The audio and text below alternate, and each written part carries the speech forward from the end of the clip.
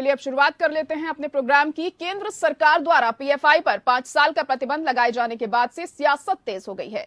विपक्ष के कई नेता पीएफआई के बैन के बाद आरएसएस पर प्रतिबंध लगाने की मांग कर रहे हैं। राजद सुप्रीमो लालू प्रसाद यादव ने भी प्रतिक्रिया देते हुए आरएसएस को पीएफआई से भी बदतर बता दिया और इस पर प्रतिबंध लगाने की मांग की।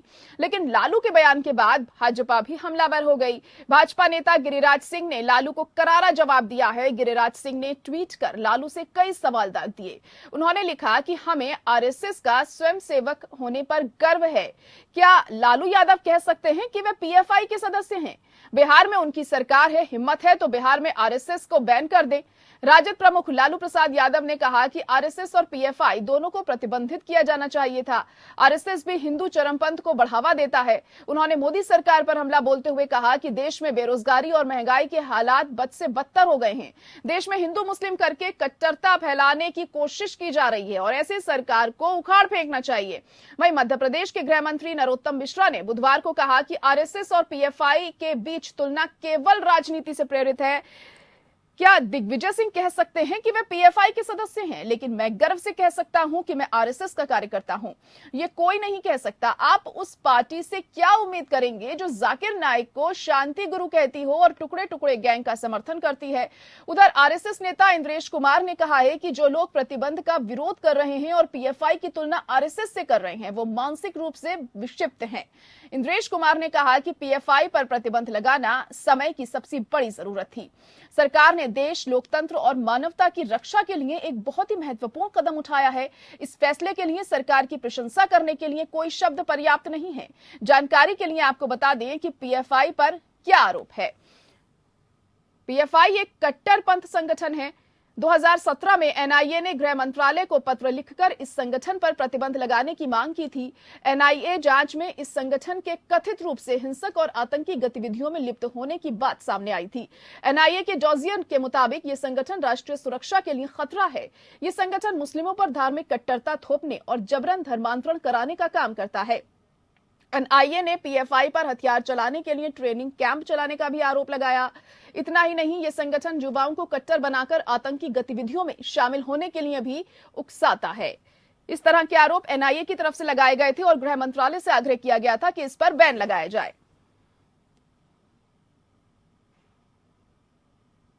तो पीएफआई के बैन के बाद लालू यादव ने क्या कुछ कहा था, ये आपको सुनवाते हैं। हुआ दिखा रहे हैं लोगों के ऊपर। तो सबसे पहले आरएसएस पर बैन करिए आरएसएस को, कि उससे भी बदतर संगठन है जो हिंदुत्व का कट्टरपंथ। तो पीएफआई पर 5 साल का बैन लगा दिया गया है और उसके बाद हम देख रहे हैं लगातार बयानबाजी का दौर शुरू हो चुका है। सियासत अपने चरम पर पहुंच चुकी है इस मुद्दे पर। इसी पर हम खास चर्चा करने वाले हैं। मेहमान हमारे साथ जुड़ चुके हैं। राजेश सिंह जी हमारे साथ बीजेपी से जुड़ गए हैं। इसके अलावा विकास पासवान आरजेडी के नेता हैं, वो भी हमारे साथ जुड़ चुके हैं। आप दोनों का ही बहुत स्वागत है हमारे इस खास प्रोग्राम में। सबसे पहले विकास पासवान जी आपके पास आऊंगी, क्योंकि लालू यादव यहाँ पर जो पीएफआई की तुलना है आरएसएस से कर रहे हैं, कह रहे हैं कि आरएसएस पर भी बैन लगना चाहिए। पीएफआई पर तो देखिए एनआईए ने भी कहा था 2017 में कि आतंकी गतिविधियों में ये लिप्त है और लगातार तब से जांच जारी है और अब जाकर बैन लगा है। आरएसएस के साथ तो ऐसा कुछ नहीं है। इस तरह की बयानबाजी आखिर क्यों की जा रही है, अगर कोई कदम उठाया गया है बेहतरी के लिए? तो लग रहा है विकास पासवान जी से अभी संपर्क हमारा नहीं हो पा रहा है। राजेश जी भी बने हुए हैं लगातार। राजेश जी आपसे जानना चाहेंगे कि अब ये जो सियासत यहाँ पर हो रही है, अब गिरिराज सिंह ने भी ये बात कही है कि लालू यादव क्या ये गर्व से कह सकते हैं कि वो पीएफआई के सदस्य हैं, लेकिन हम कह सकते हैं कि हम आरएसएस के सदस्य हैं। तो इस सियासत को किस तरह से आप देख रहे हैं?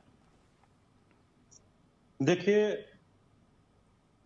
ये जो लालू प्रसाद यादव हैं या जितने भी तुष्टीकरण की राजनीति करने वाले लोग हैं, ये खुलकर क्यों नहीं कहते? अगर पीएफआई पे बैन लगा है तो खुल करके कहें कि नहीं, पीएफआई पे बैन नहीं लगना चाहिए। ये खुल करके तो बोल नहीं रहे हैं, क्योंकि सभी जानते हैं, उसका सबूत भी है। और पूरी दुनिया की एजेंसी, केवल भारतवर्ष की नहीं, पूरी दुनिया की एजेंसी ने सिमी को एक आतंकवादी संगठन माना था और वही सिमी पीएफआई के रूप में काम करती थी, ये सब जानते हैं। तो पीएफआई पे बैन लगा, इसका कोई विरोध खुल करके नहीं करेगा। दूसरी बात, जहां तक आरएसएस का सवाल है, इन लोगों को समझना चाहिए, इनकी जो मतलब इनकी मानसिकता उसको शुद्ध करनी चाहिए कि पीएफआई पे बैन का मतलब किसी भी मुस्लिम संगठन पे बैन नहीं है, ये आतंकवादी संगठन पे बैन है। और जहां तक आरएसएस का सवाल है, तो आरएसएस एक सांस्कृतिक संगठन है जो पूरे देश के लोगों में शाखाओं के माध्यम से व्यक्तित्व का विकास करता है और राष्ट्र भावना की भक्ति को दृढ़ करता है और लोगों में राष्ट्रभक्ति की भावना के जज्बा को भरता है। और आरएसएस पे बैन लगाने की बात तो छोड़िए, आरएसएस पे तो बैन 3 बार ये लोग लगा भी चुके हैं। 1948 में भी इन्होंने बैन लगाया, 1977 में भी बैन लगाया, 75 में भी बैन लगाया इन्होंने, 1948 में बैन लगाया, 1949 में सरदार पटेल जी ने ये आरएसएस की तारीफ करते हुए इस बैन को हटाया। चलिए ठीक है, और खुद नेहरू जी, राजेश जी, लेकिन देखिए ये कहा जा रहा है जेडीयू की तरफ से, जो गुलाम रसूल बलियावी हैं उनका कहना है कि जब बीजेपी जेडीयू के साथ थी बिहार में, उस वक्त पर ये बैन क्यों नहीं लगाया गया, अब क्यों लगाया गया है? देखिए, बैन लगाने के पहले पीएफआई एक कोई छोटा मोटा संगठन नहीं है, ये बहुत बड़ा आतंकी संगठन है।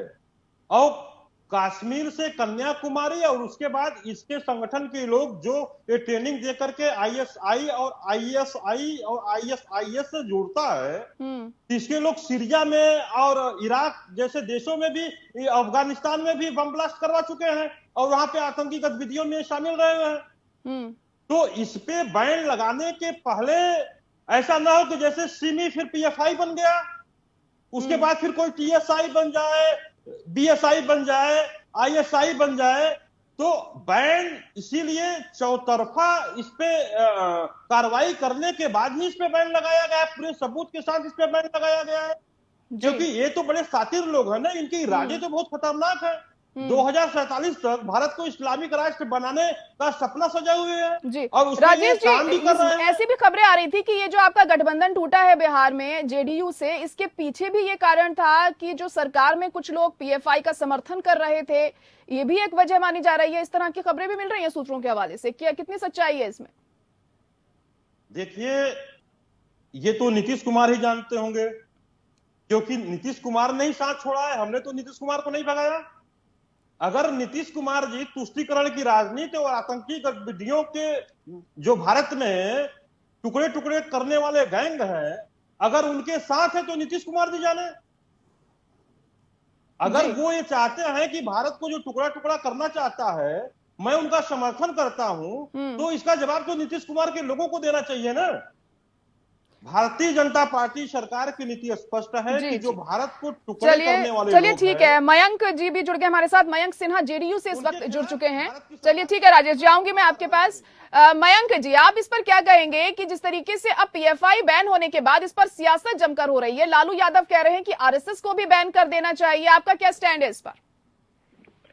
देखिए, पीएफआई जो बैन हुआ है वो केंद्र सरकार का फैसला है। हम नहीं बता सकते कि किन कारणों से बैन हुआ है, नहीं हुआ है।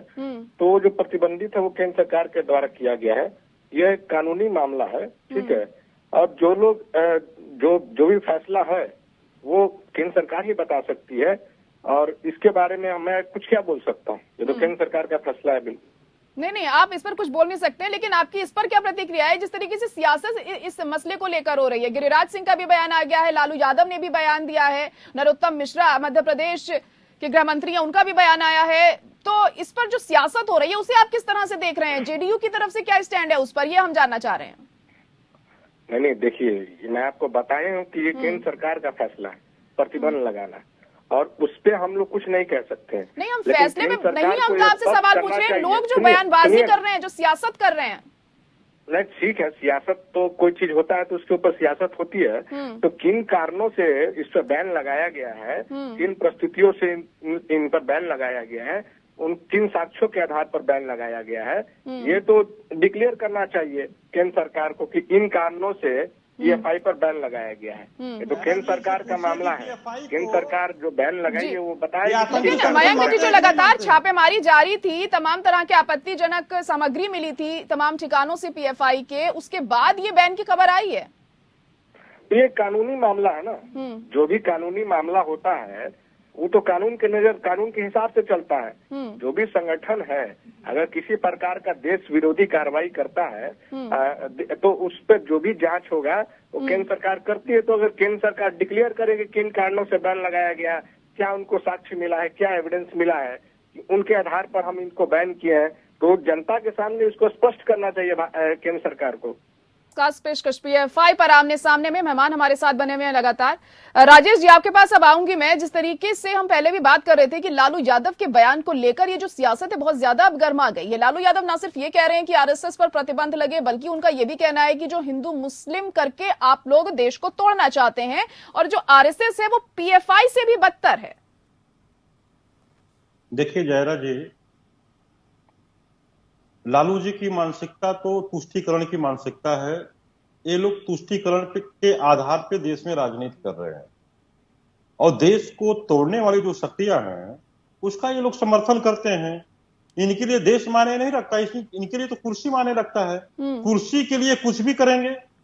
जहां तक RSS का सवाल है, RSS ने कई बार स्पष्ट किया हुआ है कि RSS जो कहता है कि हिंदू का मतलब कोई जो पूजा पाठ की जो पद्धति है उससे हिंदुत्व का मतलब नहीं है। हिंदू का मतलब यह है कि ये भारत भूमि को जो अपना मातृभूमि मानता है, पितृभूमि मानता है, कर्मभूमि मानता है और जिसके पूर्वज इस भारतवर्ष में रहे हुए हैं और इसको अपना योग भूमि और पुण्य भूमि मानते हैं, वो सभी लोग भारतीय, सभी लोग हिंदू हैं। तो जो RSS की विचारधारा है हिंदुत्व की, वो विचारधारा है भारत भूमि को अपना मातृभूमि, पितृभूमि मानना, पुण्य भूमि मानना, योग भूमि मानना। RSS कहती है कि भारत भूमि कोई भोग भूमि नहीं है। और ये जो भोग करने वाले नेता हैं, लालू प्रसाद जैसे लोग, तुष्टीकरण की राजनीति करने वाले लोग, उनके लिए भारत की भूमि, उनको इनकी विचारधारा, भारत की विचारधारा, ये पुण्य भूमि, ये योग भूमि, ये योग की बात ही नहीं करते हैं। ये तो भोग की बात करने वाले लोग हैं। तो ये लोग PFI का समर्थन तो करेंगे ही। ये तो इनडायरेक्ट रूप से PFI पे जो बैन लगा है उसका विरोध कर रहे हैं ना, RSS को बीच में ला करके। RSS ने तो पूरी तरीके से लालू यादव कह रहे हैं PFI पे बैन लगा है वो ठीक है, लेकिन RSS पर भी बैन लगना चाहिए क्योंकि वो भी एक कट्टरवादी संस्था है। ये कहना है लालू यादव का। जायरा जी, मैंने वही तो कहा कि RSS कोई कट्टरवादी संस्था नहीं है। 1962 के युद्ध में जब चाइना ने भारत पे आक्रमण किया था तो नेहरू जी ने खुद पुरस्कृत किया था।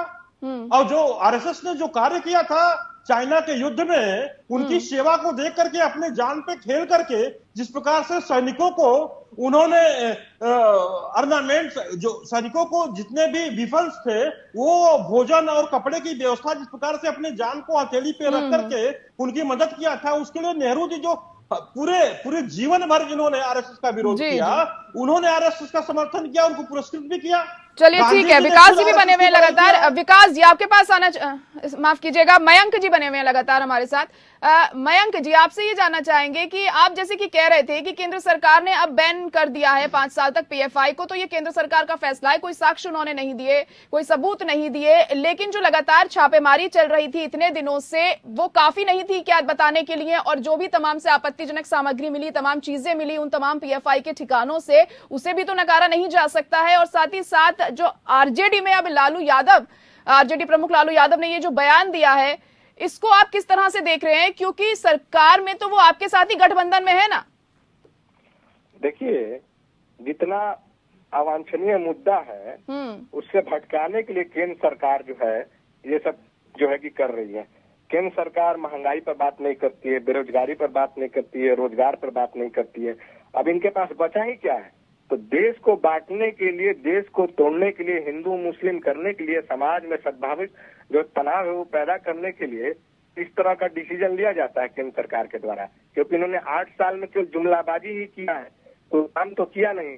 बेरोजगारी कहाँ चली गई, कहाँ से कहाँ तक आप ये नहीं। तो मैं आपसे, चलिए बेरोजगारी और महंगाई का तो मुद्दा चल ही रहा है, लेकिन फिलहाल अभी PFI को लेकर हम बात कर रहे हैं ना, तो आप उस पर जवाब नहीं दे रहे हैं मुझसे। वो सब चीजें तो चल ही रही है दूसरी तरफ। बोल रहे हैं जी, ये कोई मुद्दा नहीं। इस पर आप इस बात को सही मानते हैं PFI जो बैन लगाया, या गलत मानते हैं? सुनिए आपको क्या लगता है? मैंने तो ये बात बोला ही कि जो भी संगठन राष्ट्र विरोधी गतिविधि में लगा रहता है, आप एक बात बताइए कि आरएसएस क्या मस्जिद में जाके नहीं जो है कि भगवा झंडा फहरा रहा है?